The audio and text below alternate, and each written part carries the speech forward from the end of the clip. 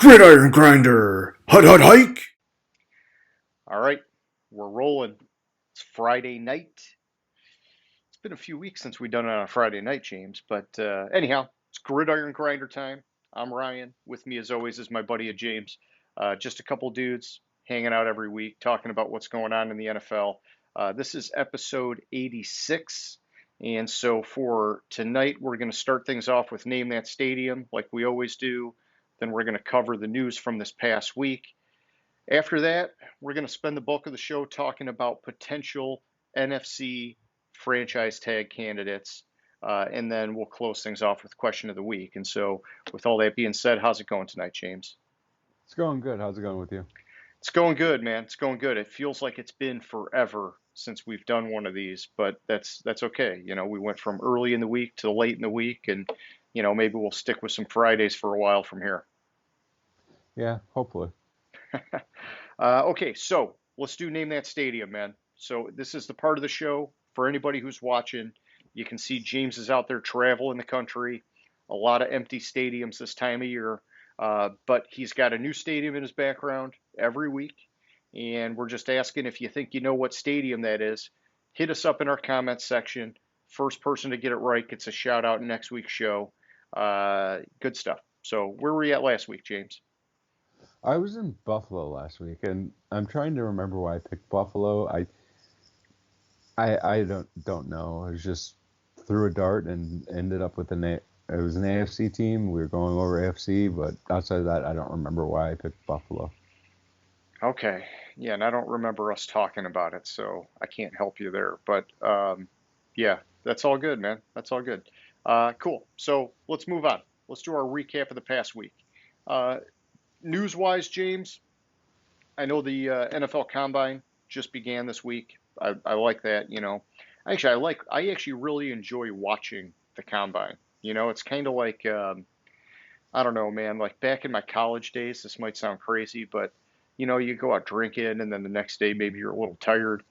I just watch like curling or bowling or something on TV, and it's just like low key, just kind of something to watch, keep you busy, but let you just kind of zone out a little bit. The combine's kind of like that, but every now and then a guy wows you, and you're like, damn, man, and then you make like a mental note, like, oh man, I'm hoping somebody you know, gets that guy for my team or something.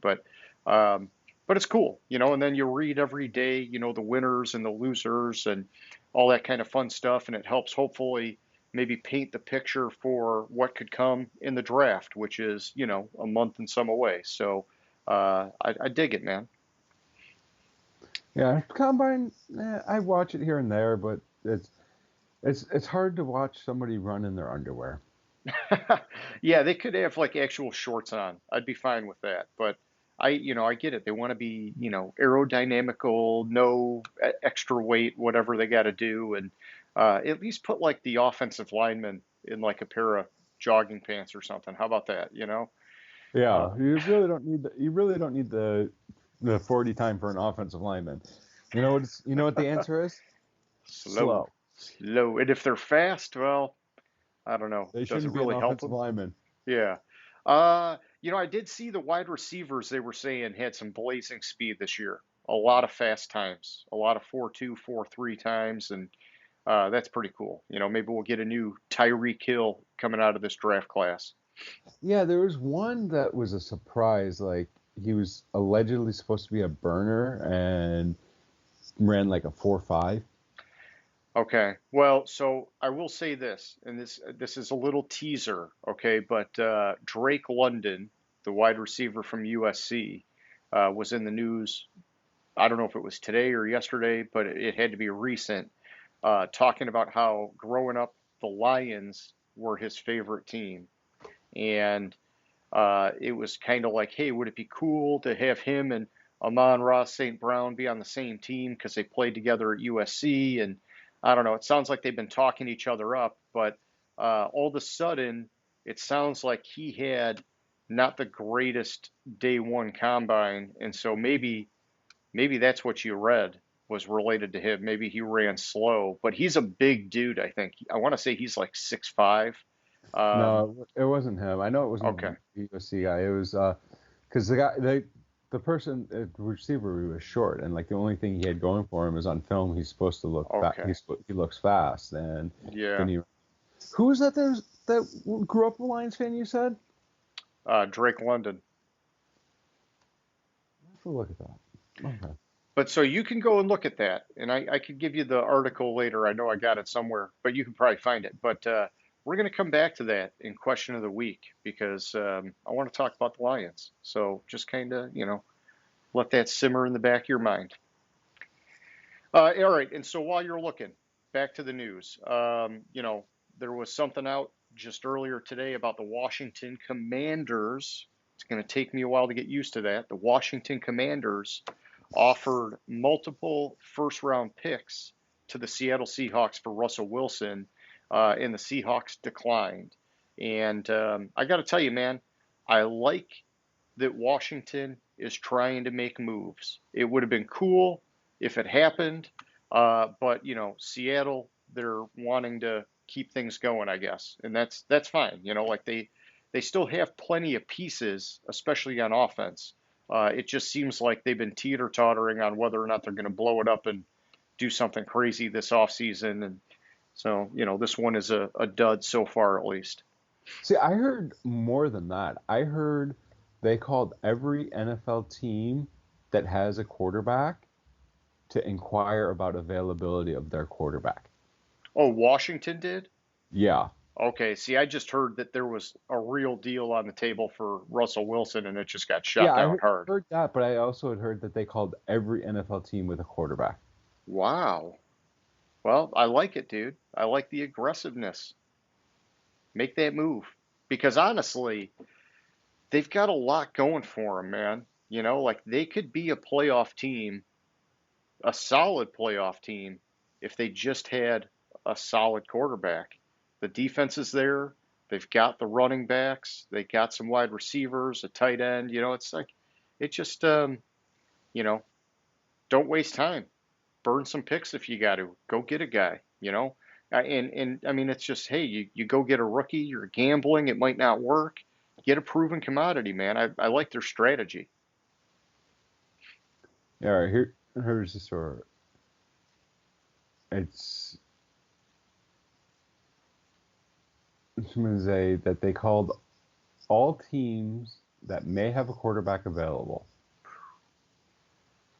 He was asked that, and apparently he said he called every team. Jeez. Well, do the work. You never know. Wow. All right. So, other trade-related news. I see the Cowboys are talking about either trading or releasing Amari Cooper. Um, I don't have the full background on it, but I did hear somebody speculating, I don't know, a week or so ago before this story came out, that he was a possible cut candidate because of their salary cap situation. And so, which is interesting because Michael Gallup, I believe, is a free agent. And so, that would be kind of gutting some of what they got going on offensively.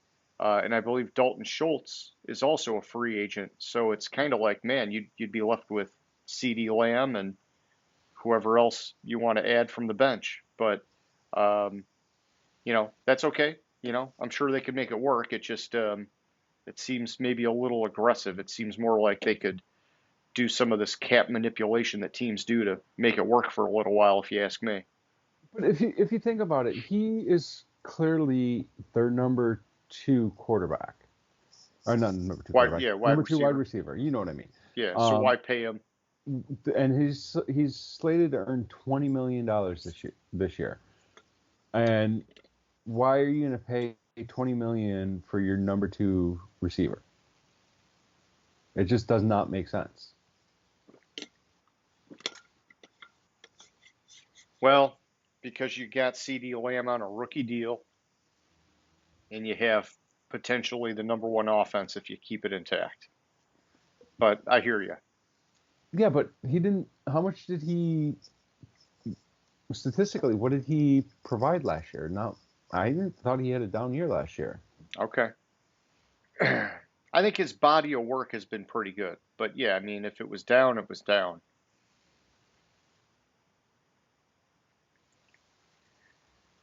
All right, let's see. I'm skimming some news here. Sticking with the Cowboys. So Dalton Schultz is going to be a free agent unless they franchise tag him, which highly unlikely. But we'll talk about that because we're doing NFC today. Blake Jarwin, their other tight end, he is under contract, but he suffered a hip injury and he had surgery on the hip. Looks like he's going to be unlikely to start the season.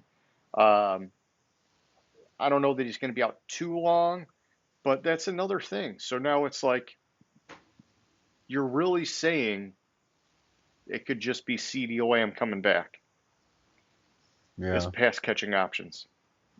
true. Man, that just seems, I don't know, it seems dicey to do that when you had such an electric offense. But, to each his own. They gotta make the salary cap work and something's got to give. Okay, so let's go back to some combine news, James. So Kenny Pickett, quarterback out of Pitt, finally got his hand measured, 8.5 inches. Who You cares? know, you think it's a big deal or no? Who cares? I mean, the issue with the hand size is if he can grip the ball in the cold. For God's sakes, he played in Pittsburgh. He can grip the ball in the cold. He's already proven it. Who gives a shit about that his hand size is 8.5 inches? It could Okay, be 5 inches. okay, He already proved he could grip the ball in the cold. okay. I worry about those fumbles, man. I worry about those fumbles, And if I remember So correctly, the college ball is bigger than the pro ball. I thought it was the other way around, but I'd have to look it up. Either way, people are freaking out because they're like the third smallest hands of the combine since like 2003 or something. And so I don't know, but I guess Joe Burrow, his came in at 9, which is supposed to be like the bare minimum. He did fine. A half inch, how big of a deal is it really? I don't know. And then Kenny Pickett saying it's like thumbs double jointed or something. And so whatever. Hey, if the guy can play, the guy can play. Is it risky? Fuck, it's risky no matter what. So let's see what happens there. Okay, moving on, moving on. So one that I'm actually sad about this news, and Okay. it's because I liked the duo of Buck Aikman calling games, Oh yeah, tell me about but they're that. Yeah. splitting up, um, possibly for 1 year because I think Buck has one more year left on his contract. There's rumors that Buck might be going to ESPN with Aikman down the line and not do baseball anymore, which sucks because I like watching baseball games that Joe Buck calls. So I'm just sad that Aikman apparently went over to ESPN for Monday Night Football, which makes sense. They need to do something with that booth. Anyways, they haven't been able to figure it out. Apparently, it's a 5-year, 90 million plus contract. Fudge. That's a sweet freaking deal, man. Yeah. Mathematically, it's $18 million a year. Yeah, I did like that tandem though. That was a good tag team. Yeah. So I'm kind of sad that they're breaking up the duo. There's been talk about somebody asked Buck if he would follow Aikman after the shoot season, follow Aikman to ESPN, and Buck replied with something along the lines of, "You never know where I'll be," or something like that. Okay. But I have heard, Show me the again, money. I've heard in the last 6 months or so that about Buck not doing World Series games or doing baseball games for Fox anymore, which kind of makes me sad because on the other hand, the Buck smokes.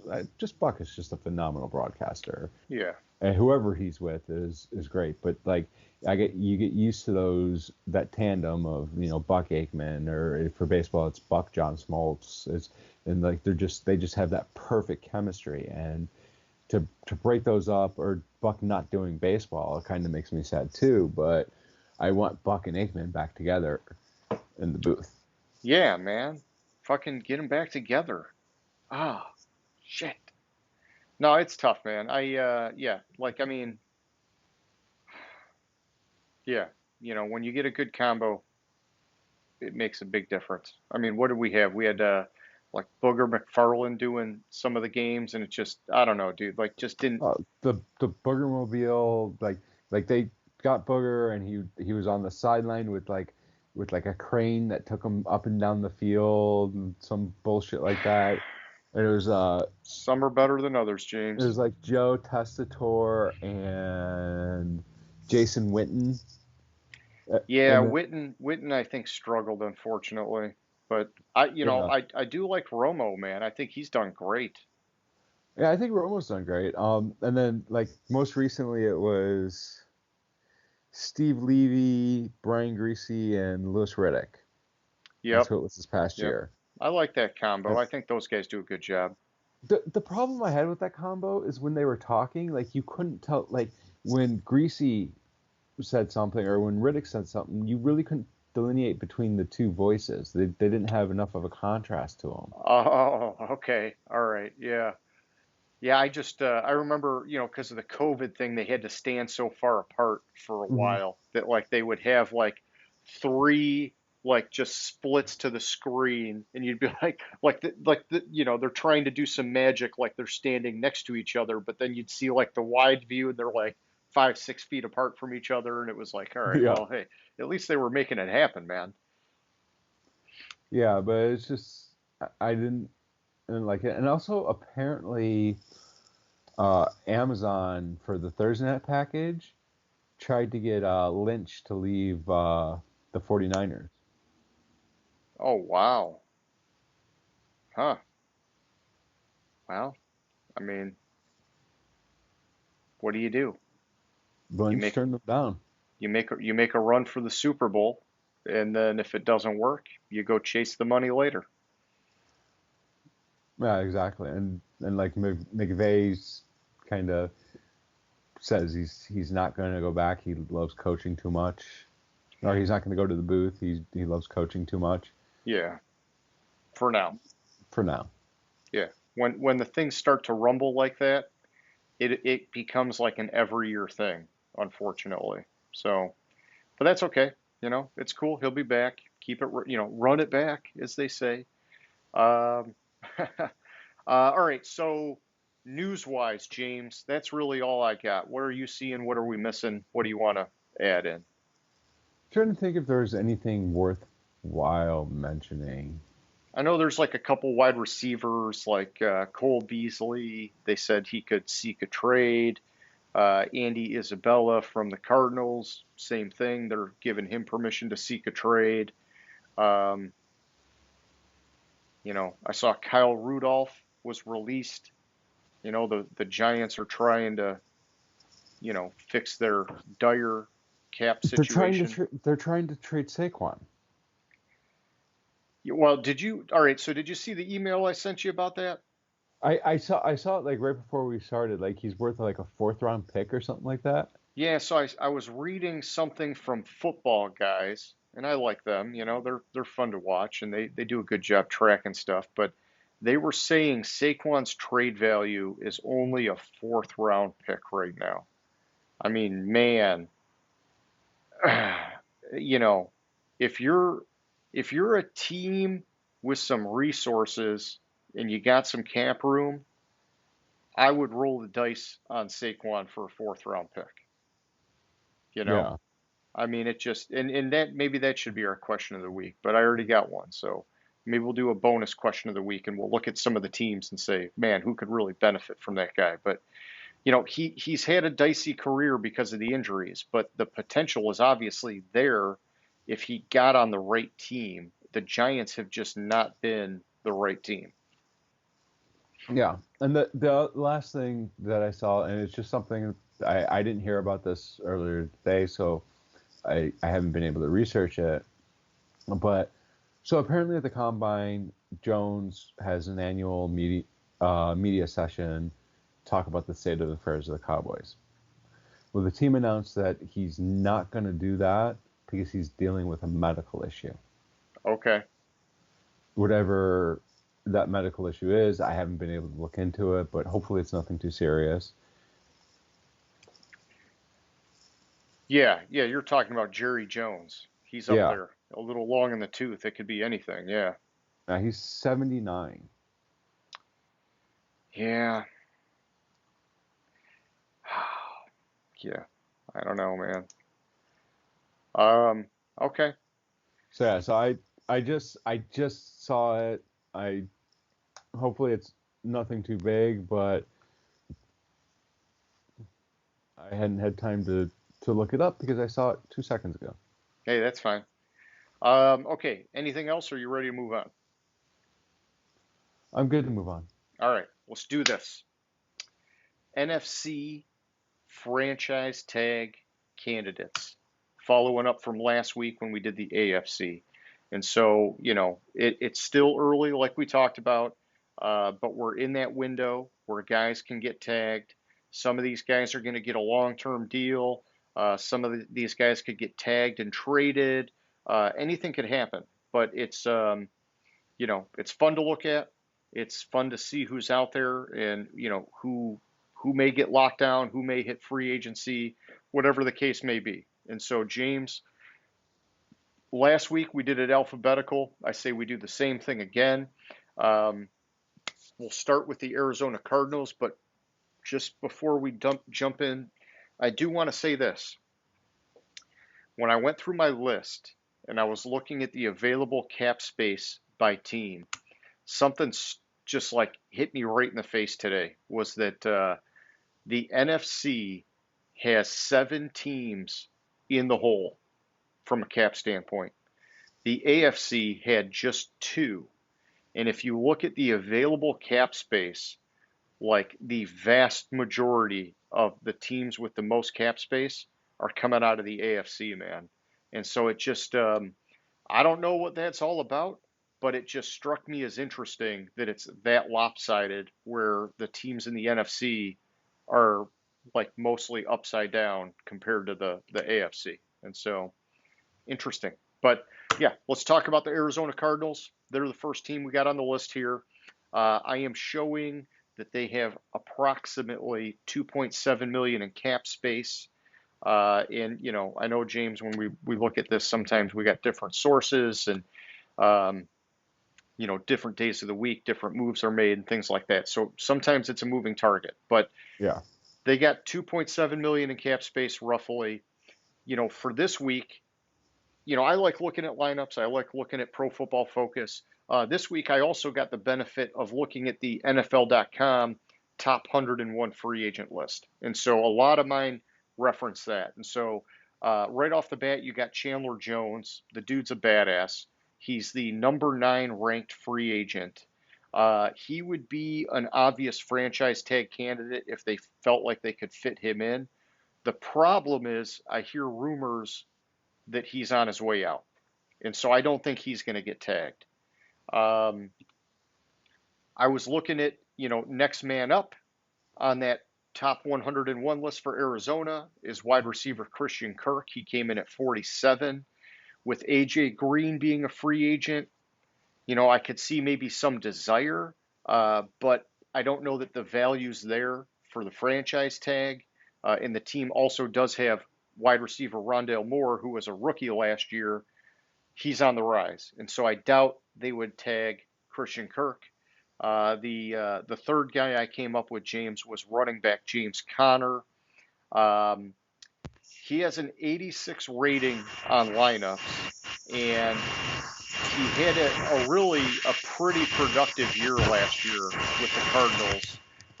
But it just seems unlikely that they would tag a running back, especially with Chase Edmonds on the roster. And so it's just, I don't know. What do you see and what do you think, man? So I come up with 3 possible. I forgot about Chandler Jones. I just completely forgot about him. But prior to that, I had 2 possible. Sorry, 2 possible. Looking at it, you mentioned one of them, Christian Kirk. I agree. I had them at almost at about 800,000 over the cap, which is fine. I mean, we're within a couple million. The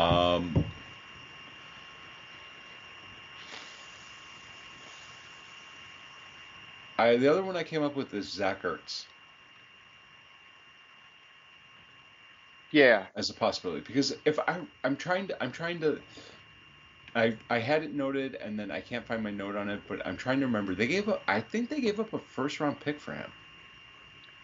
Oh man, I hope it wasn't that high. But I saw Ertz, and my only hesitancy with Ertz is that I felt like, it seems like he's already entered that decline phase of his career.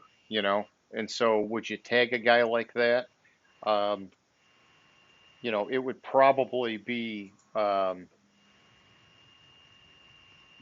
prudent to find a way to hang on to him and keep a weapon for Kyler. We talked about the importance of them having a good tight end because they had, DeAndre Hopkins, they had some wide receivers, but having that tight end over the middle can be sort of a different kind of factor. But yeah, no, that's one to consider for sure. Yeah, and I was wrong. I don't know what I was smoking when I thought they gave up a first round pick for him. It was a player and a fifth. So my notes were, I wrote something that didn't mean anything. So according to Spotrac, Ertz's value or his market value is going into this offseason would be, it's a little bit high to pay for him, but they don't really have a tight end besides him. Mm-hmm. And I think they're going to try to keep Murray happy by continually giving him weapons. I think Christian Kirk, it would be overpaying him to give him 18 million for the franchise tag or whatever, to 18.5 million. What is it? Yeah, you could keep Ertz for 10.8, but yeah, you'd be giving up 19 for a wide receiver. I could see them doing something like that with Ertz. Yeah, especially because Kirk could be out, AJ Green could be out, and then now potentially Andy Isabella could be out if he gets a trade. So they're left with Hopkins and Ertz if they tag Ertz. And then hopefully Rondell Moore progresses in his development. But that's shaking things up quite a bit for them. Yeah, they're probably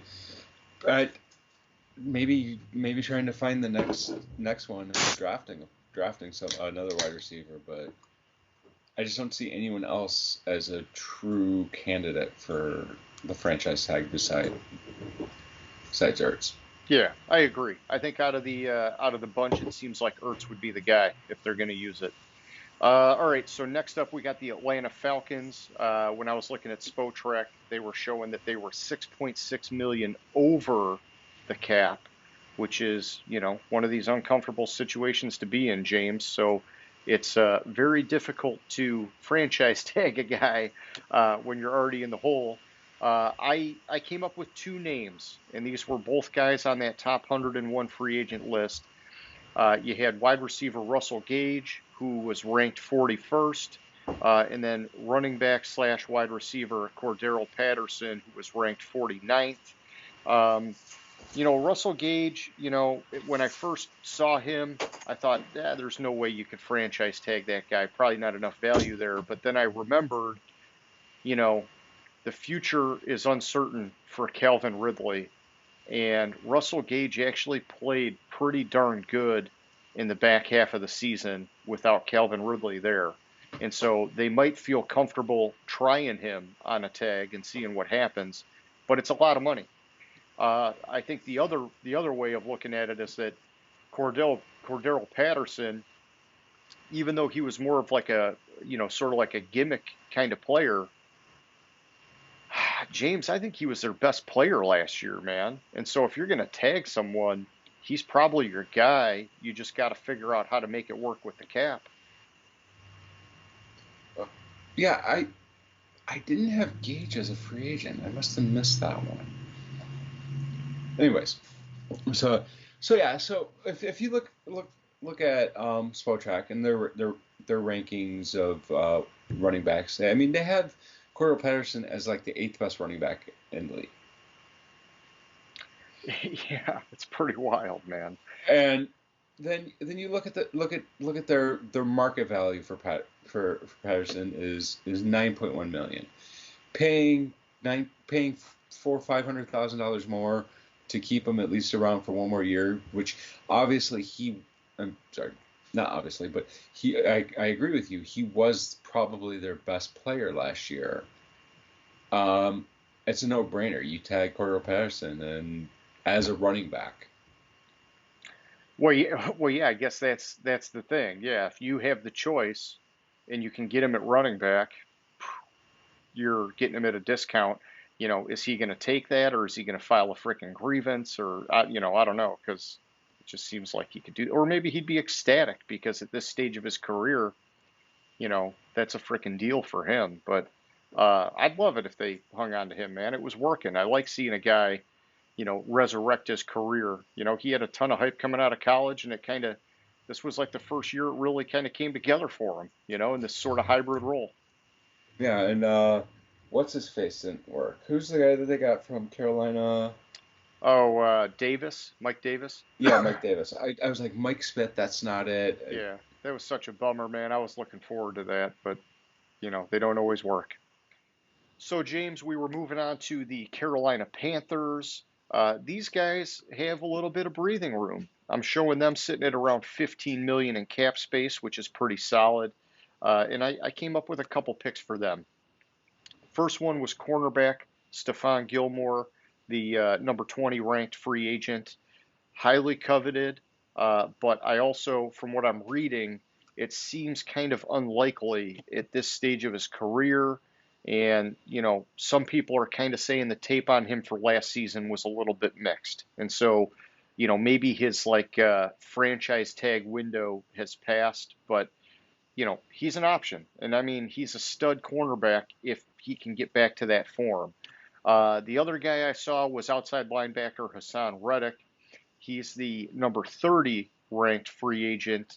And this one's tough for me because it seemed like they were happy with him, at least early on in the season. But I also have been hearing rumors that he's expected to test out free agency. And so, I think they're two feasible options if they wanted to spend the dough. What are you seeing, man? So those were basically the two options I came across. With Gilmore, I think they'd be overpaying for him, especially where he's at in his career. They probably, I don't know if they could get him for less, but he's probably worth less than that now. Reddick is an interesting one. I went back and forth on whether or not I thought they should franchise tag him, and ultimately, I think. See, I'm still going back and forth. I mean, I guess another way to look at it is it depends on what he's classified as, because yeah, he's an outside linebacker, but is that an edge or a defensive end, or is that a linebacker? At the linebacker franchise tag value, it's probably too much for him. At the defensive end, and maybe a little bit too much, but right in the neighborhood. yeah, because the defensive end's the more premium position. Well, here, let's talk about it this way. What are they doing at quarterback? Because unless they think they can get a quarterback, do you really want to blow all that money on a franchise tag when you may not even be playoff, ready to do anything anyhow? I know. I go back and forth. Like, I don't think they should franchise tag anybody, personally. But if they did, I could see it be Reddick, not Gilmore. Yeah, yeah. I think my gut's telling me don't tag anybody. You get bigger fish to fry. Find a quarterback, and then you can figure that shit out later. Mm-hmm. Okay, so moving on then. The next team we got is the Chicago Bears. These guys are fucking sitting on some cap space, man. I'm showing them at 25.7 million. And I came up with a couple names, and I'm not sure that any of them really make sense. But the first one, which it seems like it's a for sure he's on the way out, is wide receiver Allen Robinson. And I just bring it up because he's the number 14 ranked free agent on that NFL.com list. He had a major drop in production last season, which I believe is because of the dysfunction of that offense, not because of him. We've seen him light it up in the past with shitty quarterbacks in Chicago and Jacksonville. And so he's still young enough. I think he still has potential, but I think he's unhappy. They know it. And so they're not going to tag him. The next guy I got is. Well, also, that would be the second year in a row tagging him, so it'd be a 10% premium. So you're looking at over $20 million for him. That's a good point. I'm glad you mentioned that. The next guy I saw, which I think is actually feasible, is offensive guard James Daniels. He's the number 29 ranked free agent. He was a solid find in the draft, and he has versatility. He can play guard or center. If it was up to me, I would probably tag that guy and try to sign him to a longer term deal. Those good interior offensive linemen are hard to find, and they can be a difference maker for how well your offense runs. And so that's one that I would look at, especially with the amount of cap space they have. The third guy I saw was defensive lineman Akeem Hicks. He's the number 38 ranked free agent. The problem is he's on the decline, so it'd be a shocker if they tagged him. I don't see that. Plus, it seems like things are shifting in Chicago. Like that defensive pride that they used to have isn't quite there anymore, and it's all about, hey, let's give Fields what he needs to have some success and whatever. And so I just don't see it with him. What do you think, man? All right. I already hit Robinson, paying him over $20 million for this year. It is stupid. Akeem Hicks, if they tagged him, they'd be paying somewhere around. I think they get him at defensive tackle spot. It's still 3.5 times his value. Yeah, doesn't make sense. Where he is in his career. James Daniels, I mean, you're looking at paying double what you probably could get him for. I think, the goal with James Daniels is that you'd be trying to sign him long term, and that it's almost like with like Joe Tooney last year. You're going to see a guy like him get paid in free agency, and so it's whether you want to pay him or you want to watch somebody else pay him, and you feel comfortable that you can draft a replacement or maybe get a bargain in free agency. I put some value on the offensive line because I believe in the trenches, but yeah, if you only had him on a 1-year deal, you're paying a lot for him. Yeah, I don't see the value in franchise tagging anyone for the Bears. Okay. Where they are, I just build it up right, or not build it up right, but start rebuilding, which is what they need to do. You have a new coach, get the players in there, and just kind of move on. Maybe try to re-sign some of these guys, but try to re-sign them. Don't tag them because you're risking paying 2 to 4 times the value of the player if you tag them. Okay. So next up, we got the Dallas Cowboys, James, and these guys are in a bit of a pickle. They're 21.1 million over the cap, and so that's going to be tricky for them. I came up with 3 guys. I really don't see them tagging any of them, to be honest. But the first one was tight end Dalton Schultz. We talked a little bit about him earlier. It's the need to have some consistency with those receivers. If Amari Cooper's out, Michael Gallup's out, Blake Jarwin starts the season injured, would you tag a guy like Schultz just to try and make sure you got one more familiar face in that offense? I just don't see him being worth that tag amount. I do like Dalton Schultz, but you got to find a different way to get him. And, they just don't have the money anyhow. But the next guy I saw was defensive end Randy Gregory. He's the number 24 ranked free agent. Getting him back would be huge for that defense. I think that, he's finally getting to where they wanted him to be. But I just think it's unlikely with the cap constraints, and he's a bit risky. His career has not been consistent by any means. And then the last guy is wide receiver Michael Gallup. He's the number 27 ranked free agent. Hey, if you're not going to pay Amari Cooper, why would you pay this guy? It doesn't seem like it would make any kind of sense. So, and he's been a career number 2 this past year with CeeDee Lamb, or the past 2 years rather with CeeDee Lamb. He's been their number 3, and so it's you don't tag a number 3 wide receiver. All right. There's one guy I didn't hear you say. I could have zoned out and just. No, I to. don't have an exhaustive list, man. Who are you seeing? Connor Williams, guard.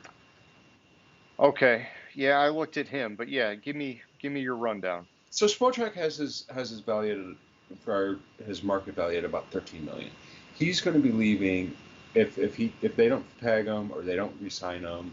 He's going to be leaving in free agency. He's going to get a big deal this year. This is the player, the offensive guard that I think is going to get a big deal this year. If you look at his season last year, he was on the field for 526 pass blocking snaps. He allowed 10 pressures, 16 hurries, and 1 sack in those 526 snaps. And as we always say, that offensive line is so important, especially for Dak Prescott, who, yeah, he had a good year, but you just gotta remember, 2 years ago he broke his fucking leg. Oh yeah, that was nasty. You got to protect him. Plus, they paid Dak Prescott like $700 million a year anyway. So. Yeah, so I guess when I was reading on Connor Williams, there was some concern with his consistency last season, and it sounded like the organization isn't totally sold on him, and so I didn't put him on the list. But I like the stats that you're reading to me. It tells me that, hey, don't always believe what you read in some guy's story. Maybe do your own homework and find out what you think. And if he's good, yeah, lock up a guy on your offensive line, man. It's huge. Yeah. All right. Did you see anybody else in Dallas, or are you ready to move on? That's about it. Like, I didn't like any of the other players, like Gallup or Dalton Schultz, and like I just didn't like tagging those players. I thought I just had issues paying that much for that player. Yeah, I agree. Yeah, and they're in salary cap hell, so none of them are likely to happen unless. I guess you trade Amari Cooper and you make some other moves, then maybe you free up some space, but they got some work to do. Yeah. Okay, so next up we got the Detroit Lions. Eat them up. And so, James, the Lions are sitting on $20.1 million in cap space. Not too shabby. They got a lot of holes to fill. And the one and only guy that I saw, which I would actually tag, whether you think it's crazy as frick or what, is punter Jack Fox. I'm just telling you, those yards add up over the course of a season, and he has been pretty incredible so far in his young career. You'd be spending a pretty penny, $5.5 million, but I think the goal would be to sign the guy to a long-term deal. He has proven that he is a top-tier punter in this league. All right, so I have to look up what the fuck ERFA means on Spotrac. Okay. So is he he's an exclusive rights free agent? Possibly. Ooh. Yeah, I guess I didn't read the fine print. Maybe. Yes, he's an exclusive rights free agent. Okay.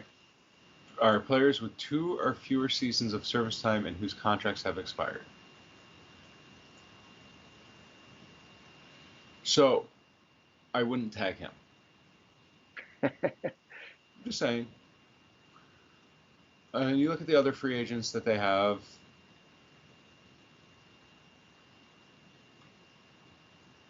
I'm not. What I came down to is the only other free agent that the Lions have that might be worth a franchise tag is Tracy Walker.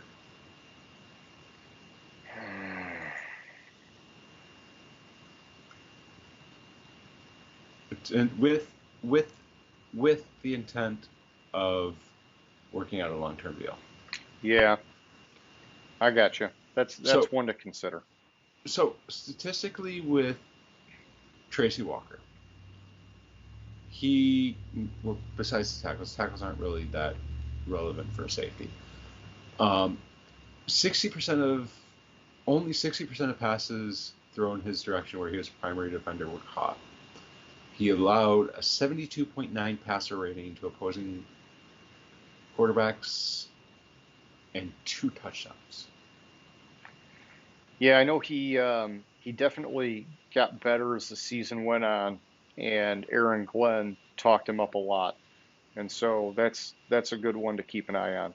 I think it's a lot of money for him because he's not really like jumped off the tape as being like some stud safety, but you'd be like you said, you'd be tagging him, trying to get a longer term deal, and you'd be betting on his continued development.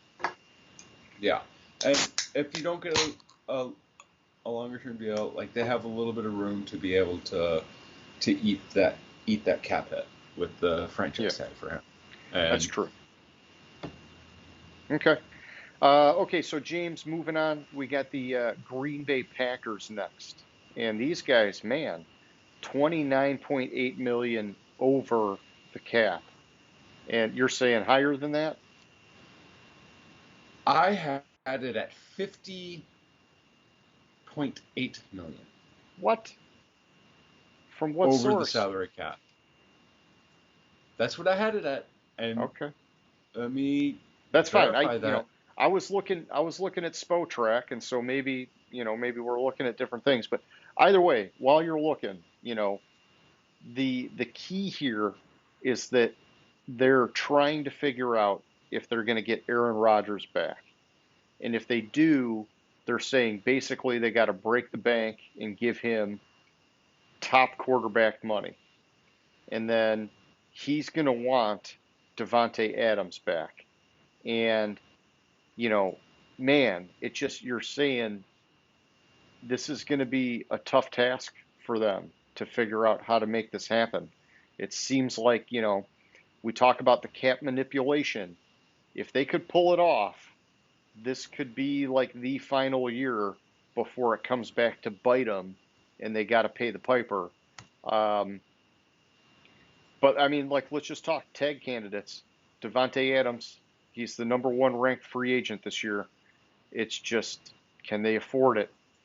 And then the next guy I saw, which I know they would really love to get him back because he fit in very well, was inside linebacker Devondre Campbell. The guy had a great season for them. He's the number 26 ranked free agent. But man, I just they got some work to do, man. If they're gonna even, regardless of if they tried to tag a guy, let's just say they don't tag a guy, they got a lot of work to do just to bring Aaron Rodgers back, man. All right. So first of all, there's only one franchise tag candidate on the Green Bay Packers, and that's Devontae Adams. If Aaron Rodgers comes back, you tag Adams. If Aaron Rodgers says I want to be traded, then you don't tag anybody. No, because at that point you're probably making some more aggressive moves, and you're going to call it a wash of a year while you let things kind of sift out, and then next year you're looking to the future. Yeah, and it must have, like, my numbers must have been some stuff must have happened, or I erroneously typed a number, That's okay. Because what I'm coming up with is 29 million. So I must Okay. have hit a number wrong. You might have fat fingered it. No big deal. Yeah. But Uh, the thing I saw with Green Bay that concerns me is next year. So if they trade Rodgers, he's going to cost $26 million against their cap, which is going to free up almost all the space they have. okay. Because that's going to be his dead cap hit. Next year, which just is weird. Like, I don't understand how his dead cap this year is 26 million, but his cap hit for next year, which is a void year, is 33 million. Like it's something's not adding up on the numbers I'm seeing, and like I've checked it twice, and yeah, his cap hit this year is 46 million, dead cap hit is 26 million, but next year his cap hit is 33 million. So I think that must be the timing of it, because so this year if it's 26 million because of the timing of the deal, and he'll still cost 33 million against the cap next year. Okay. Or something. I don't fucking know. This year it's fucking nearly 50 million that is cap hit for them. Yeah, that's big. 46.6 million. That's like 15% of the cap. Yeah, it's huge. It's huge. All right. Sorry, So yeah. excuse my rant. No. That's why we do this. All right. So next up, we got the Los Angeles Rams, and they've got a lot of guys on that top 101 free agent list. There was really, I guess, one guy that was a little bit interesting to me, which was offensive tackle Joe Noteboom. He's the number 33 ranked free agent. I know they like him a lot, and they would definitely like to keep him, especially if offensive tackle Andrew Whitworth does in fact retire. Um, the other guys on the list, James, you got Von Miller, you got Odell Beckham, and you have cornerback Darius Williams. I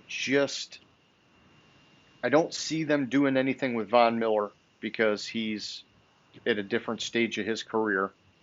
Odell Beckham, he's already made comments about being willing to come back on a discount. So why would you try to tag him? Maybe cornerback Darius Williams. He played really well considering that he takes all the heat. Nobody wants to throw on Jalen Ramsey's side of the ball, so they test him out, and he's done great in that kind of capacity. But I think it's note boom or bust for the Rams, and they're 13.2 million over, so they'd have some work to do if they were going to tag anybody anyhow. So I will disagree with you about Von Miller. They might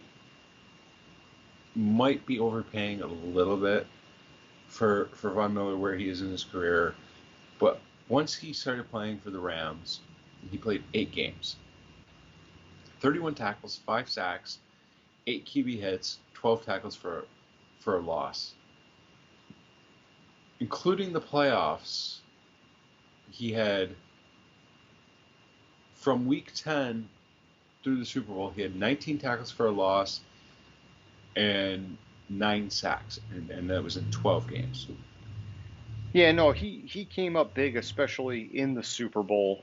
So he brings a lot of value to that defensive line. That includes Aaron Donald, but I think he brings value there that the amount they would have to pay him on a tag would be worth it. Okay. So, yeah, they tag him. You do something creative with Stafford or some of these other guys to find a way to get some money. I don't know, man. I wouldn't do it, but I hear what you're saying.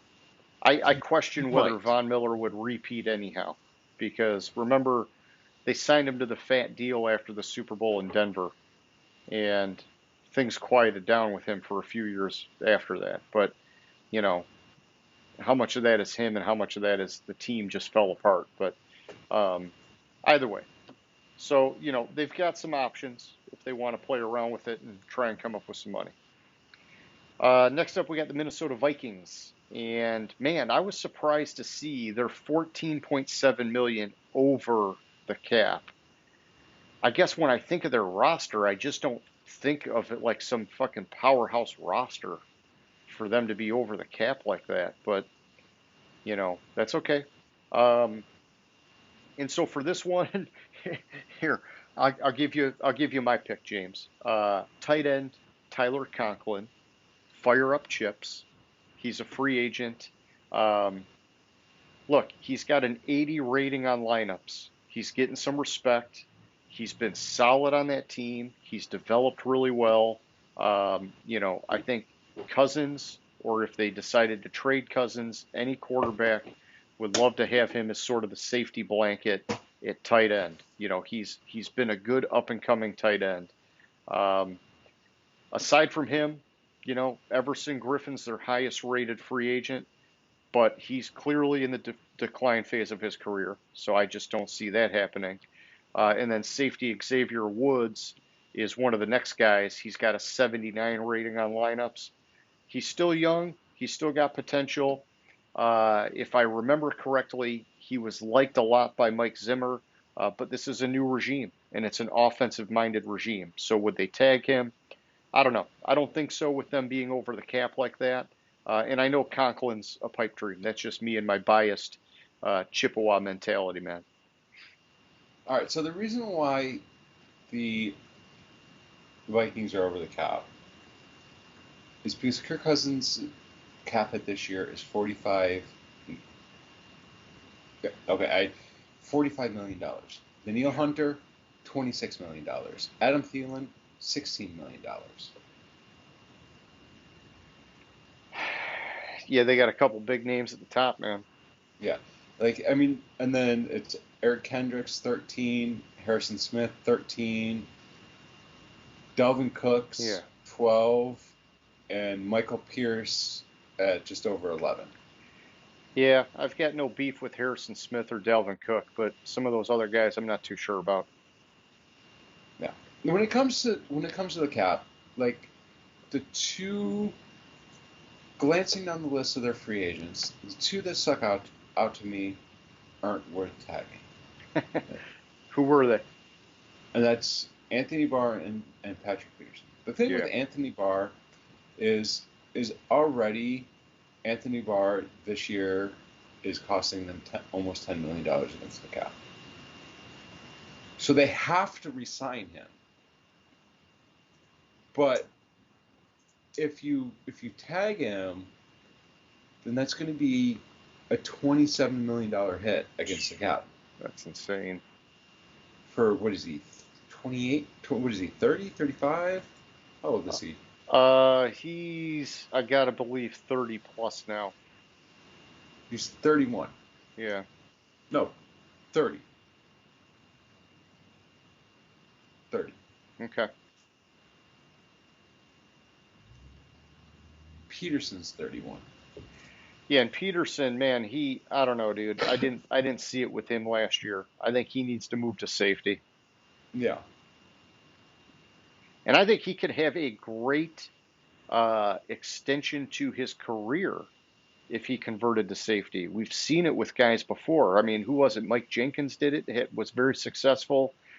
Peterson has that kind of savvy, he's a very intelligent defensive back that he could make that transition if he wanted to.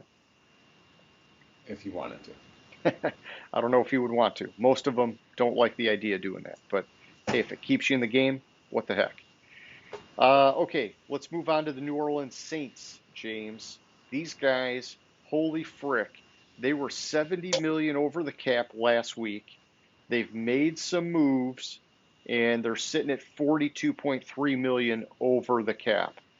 I don't see a scenario in hell where they could tag a guy. But if they did, I came up with three names. First one's offensive tackle Teron Armstead. Dude's a beast. He's the number 4 ranked free agent.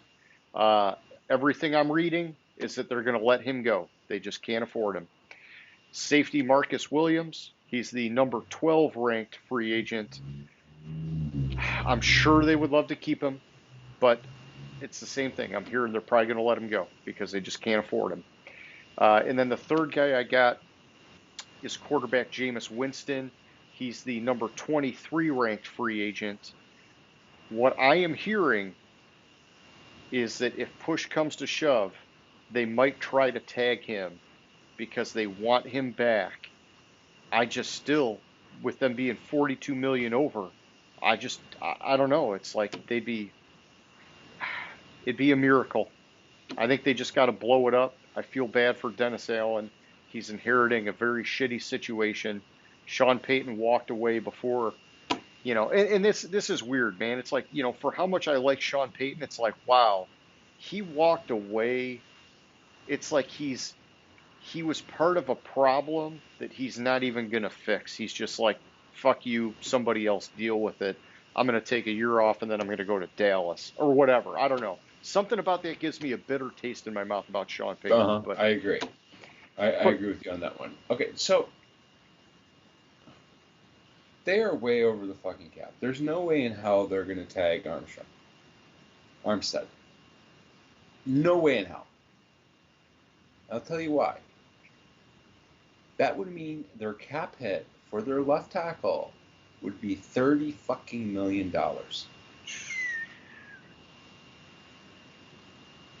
Because their cap hit for him this year is $13 million. The only way they can keep him is if they re-sign him, get a long-term deal, put some voided years at the end, and do the same shit they've been doing.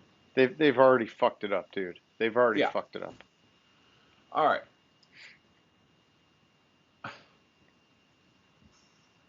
I thought Marcus Williams would be a candidate. Let's go to their. I think, okay, at least they don't have any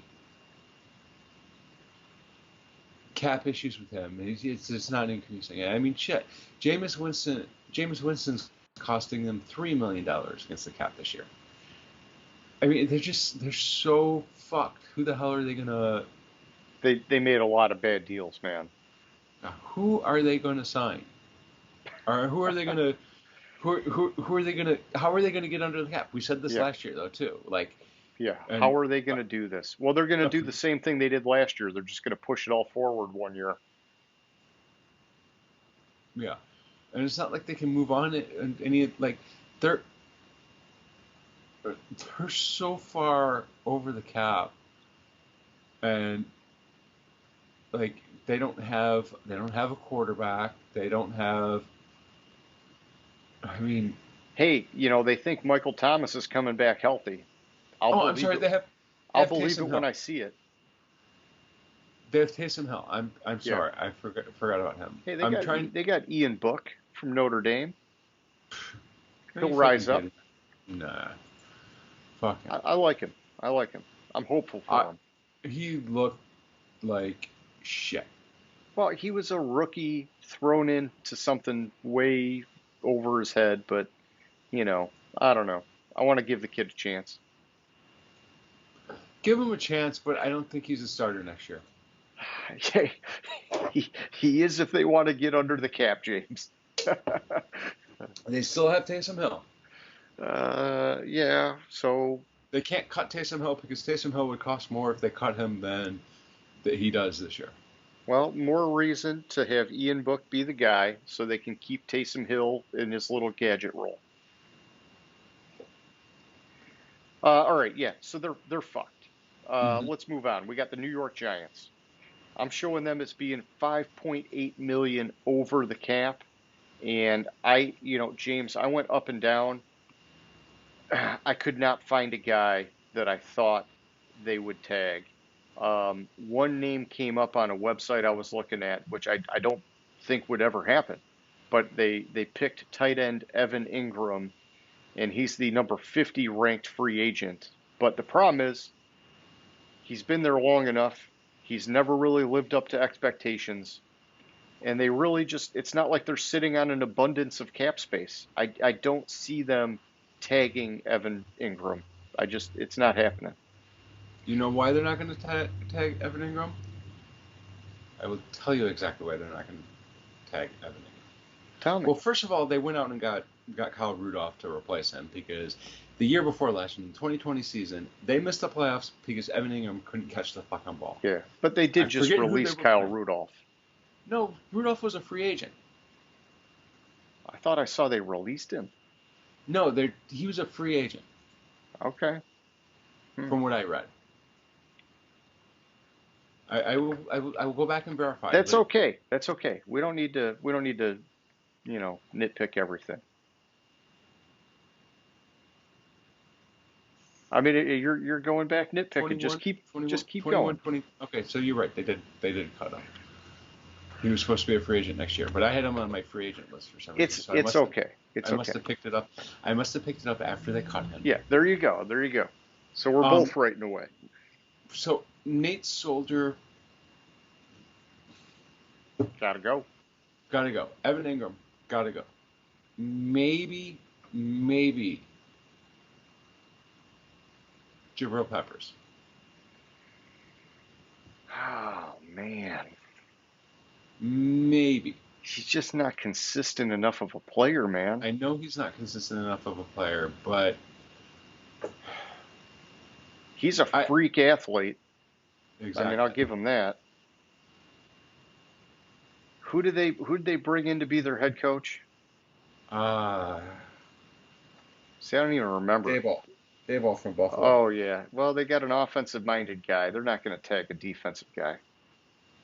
You're probably right, but like that's the only possibility I could find on the list. So we're just going to say no for the Giants. Mm-hmm.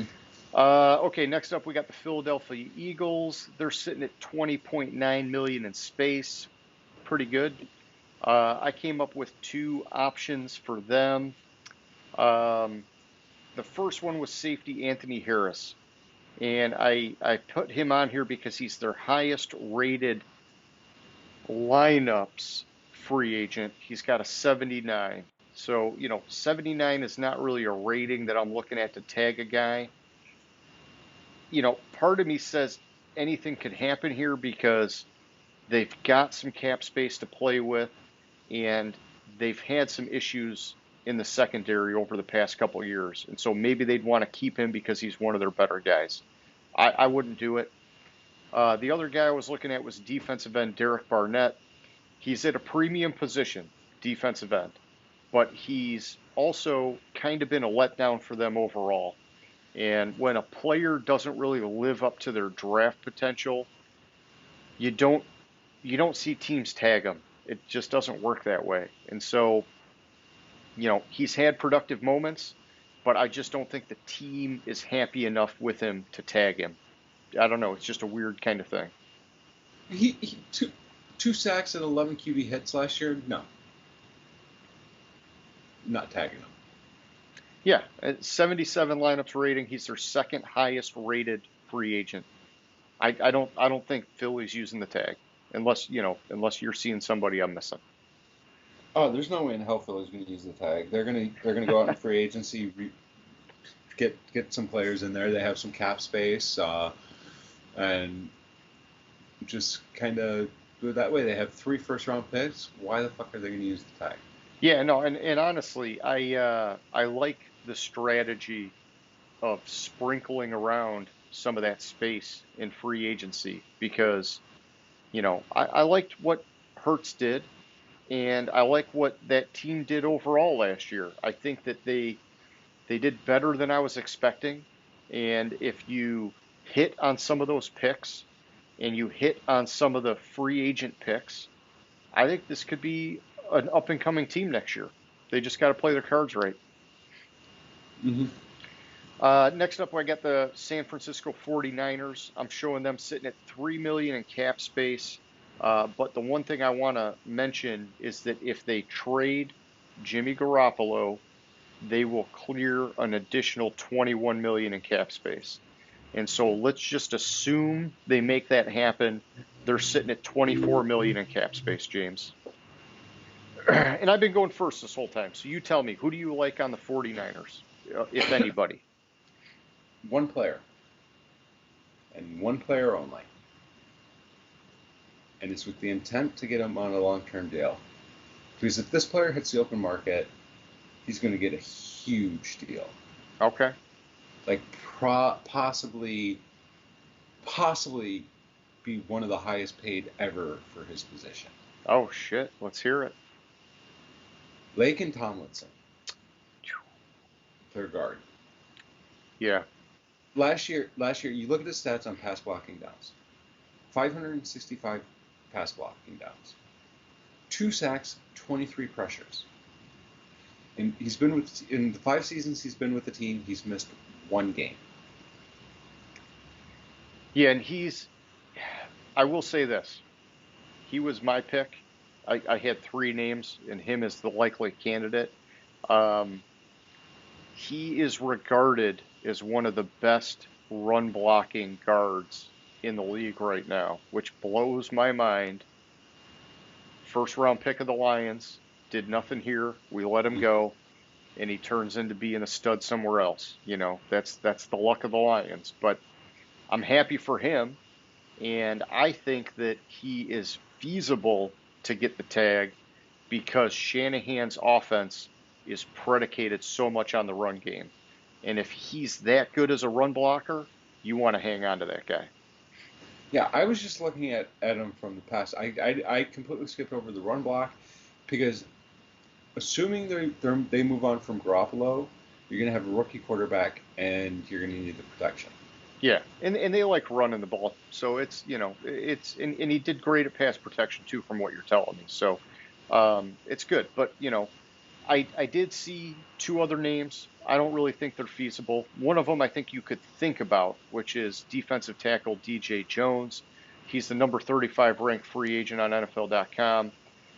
From what I'm hearing, that inside defensive lineman, that group is thin in free agency. And so there's speculation that these guys are going to get paid a lot more than they would get in a normal year. And so based on that, you might be able to say, yeah, that guy could have some value. I'm not sure. They're stacked on the defensive line. And I know they want to stay stacked on the defensive line. But if you got to give something up, he's probably it. The other guy I looked at, which I would never do, and I don't see them doing, but it was running back Raheem Mostert.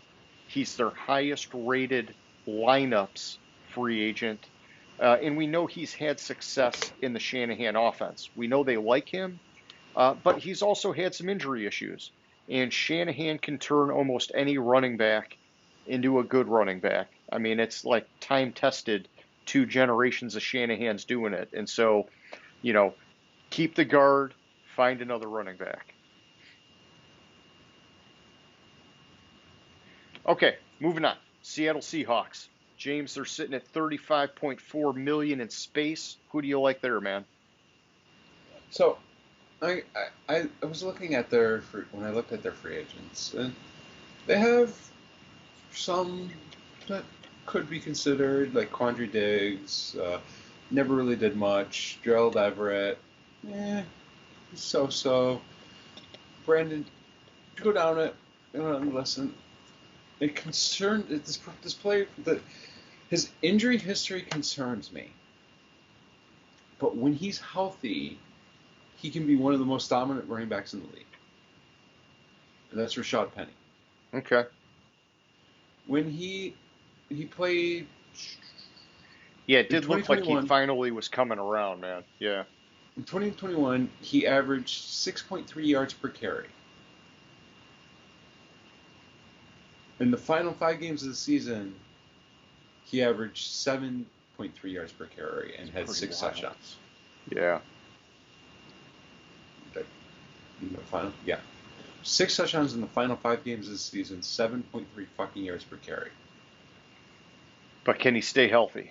Well, here's the thing about it. With being, let's just round it, 35 million under the cap, sorry. tagging him and paying him $9.5 million, it's worth it to see. This possibly also could be the last year to run it back with them. When is this team gonna blow up? When are they gonna? Or when is the team gonna be broken down? I gotcha. Yeah. Yeah, I guess it's I'm interested to see what Seattle does. You know, they've got some money to play with. You know, can they spend it wisely and really make a run? Um, we'll find out. But all right, I was looking at Quandre Diggs at safety. He's the number 37 ranked free agent. He is a good story. He's another one of these guys, Detroit Lions. He actually was doing good with the Lions. He was up and coming. We just couldn't hang on to him. And so it's a good success story. The problem is Jamal Adams is their top safety, if you want to call it that. He, was kind of less than impressive last year, injuries and just some other issues going on. But I like Diggs. I just don't see them tagging Diggs. Offensive tackle Dwayne Brown, he is a very important part of that offensive line, which has historically sucked ass, and he's like one of their only good linemen. The problem is he's like way late stage career. I don't see him as like a tag kind of profile player. And then I saw cornerback DJ Reed. He's the number 46 ranked free agent. There's some potential there, but once again, I think it's just, it's where's this team going to get the most bang for the buck? And I like what you said with Rashad Penny. That's an interesting one. I hadn't really thought of that, but I think they're better off spreading that money around in free agency. But if we had that crystal ball and we thought Penny could stay healthy, that'd be a gamble worth taking, I think, like you're saying. All right, moving on. We got the Tampa Bay Buccaneers. James, they're sitting at 21.3 million in space. Who are you looking at for those guys? Chris Godwin, number 2 ranked free agent. You think they get him back? That's the only one. My concern is, and I was double checking it because they tagged him last year. Oh yeah. So if my recollection is correct, that means the second year on a tag is a 10% bump. Excuse me. I believe that is correct. Or is it the third year on the tag? No, I think it's the second year. I don't think you can go 3 straight years. You can. It's very punitive. Oh, okay.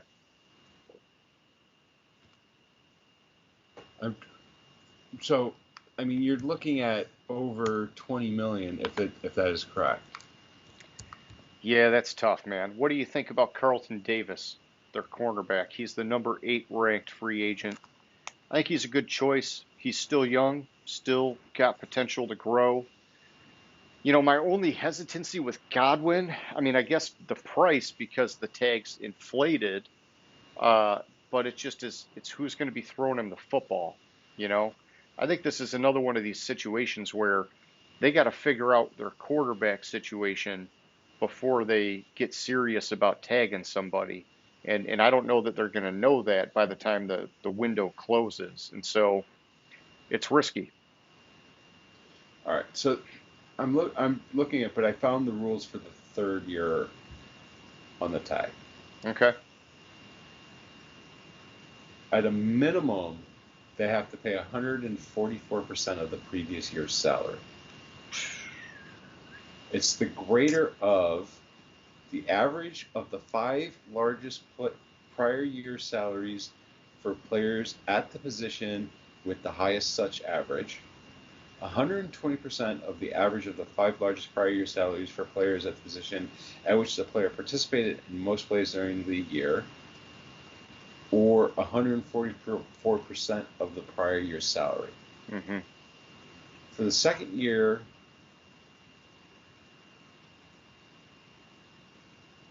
transition tag, I don't think there is a...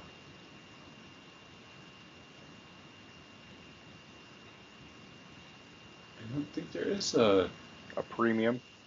premium, so it might be worth it. Okay. So maybe Godwin, maybe Davis.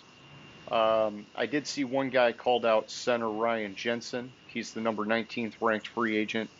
I don't think it's likely given the stage of his career, but they do have a lot of pieces leaving that offensive line. Ali Marpet retired.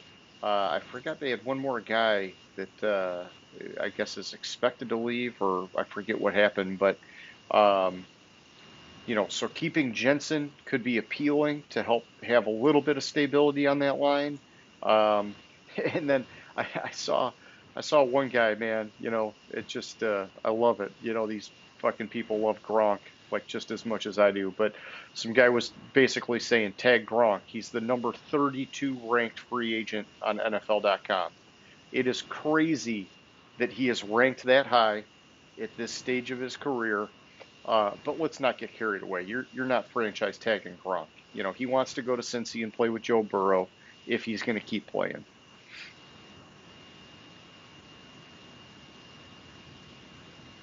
Yeah, I'm looking for the second new thing. That's so bugging. That's cool. I was wondering if you froze there for a minute, but then you moved, so we're good. While you're looking, why don't we kick it over our last team? We got the Washington Commanders.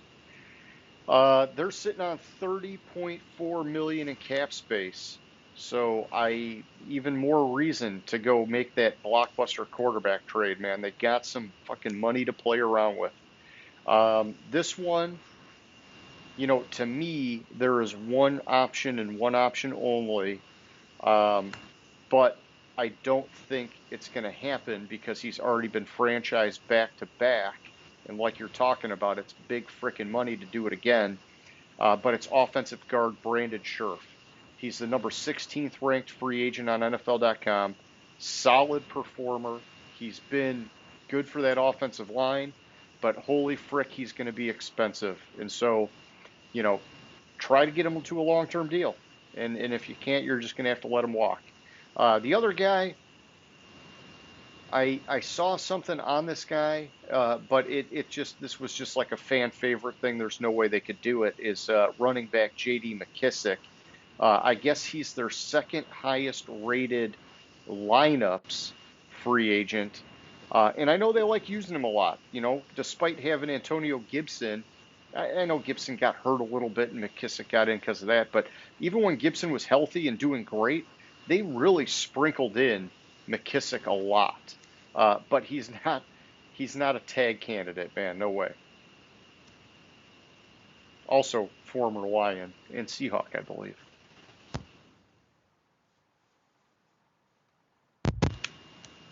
Sorry, For some reason, my headset kicked out, and I heard it over the speaker. Okay. Former Lion Seahawk is that what you said? Yeah, J.D. McKissick. He's Yeah. having some production in Washington, but he's not. Let's be real. He's not a tag candidate.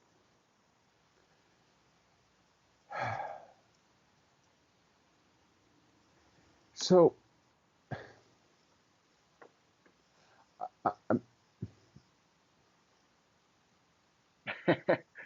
I'm just gonna say it. Fucking tag Scherf. 25 million is worth it. Fuck, that's a lot of money, man. It's a lot of fucking money, but it'll be about 25 million would be his cap hit.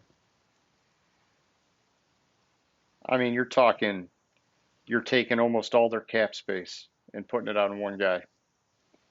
I know. I wouldn't do it. I would sprinkle it around, or I'd wait and see if you could pull the blockbuster move for a quarterback.